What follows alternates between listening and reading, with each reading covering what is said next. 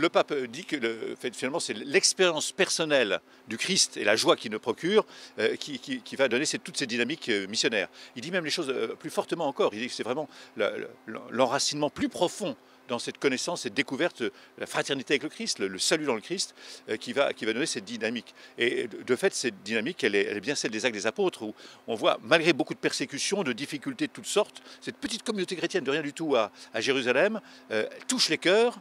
Et les gens sont attirés. Enfin, que devons-nous faire pour être sauvés? On voit ça aussi dans les paraboles de Matthieu 13. Celui qui a trouvé un trésor, vous savez, tout joyeux, il vend tout ce qu'il a pour acheter le trésor. Et ben voilà, on a besoin aujourd'hui d'une sorte d'affaissement de l'espérance. Il n'y a plus de joie. On a un monde lugubre par bien des côtés.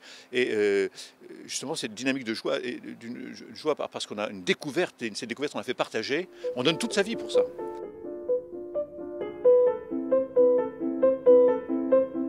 Elle va rayonner de manière diverse selon les vocations, les caractères des gens, les tempéraments. Parfois, cette joie, elle est très inscrite au fond du cœur. Et quand vous voyez les personnes, vous la voyez peut-être, je pense à des contemplatifs. Parfois, ça paraît très épuré. C'est pas une joie qui résonne. Mais vous découvrez petit à petit, justement, cette dimension de paix intérieure. Vous dites, mais comment toi tu as cette paix intérieure? Quel est ce trésor? Et vous découvrez à ce moment-là cette petite musique de la joie du Christ en nous, enfin, de l'Esprit Saint qui vient nous éclairer, nous fortifier. On voit dans les mouvements de jeunes aussi, ou les mouvements charismatiques, parfois des explosions de joie, parce que l'Esprit Saint nous éclaire, et parce que notre sensibilité est touchée. Et puis au cœur d'une foule, il y a une exultation. Et dans les deux cas, il y a un aspect missionnaire.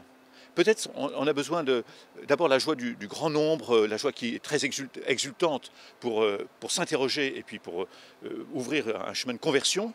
Et puis dans un deuxième temps, on approfondit, il y a un apaisement et cette joie plus intérieure, plus intime et qui perdure. Le grand moment, il ne peut pas durer tout le temps. Mais la petite musique de l'Esprit Saint en nous, la vie avec le Christ, elle peut perdurer et s'amplifier discrètement mais avec grande vérité, quoi.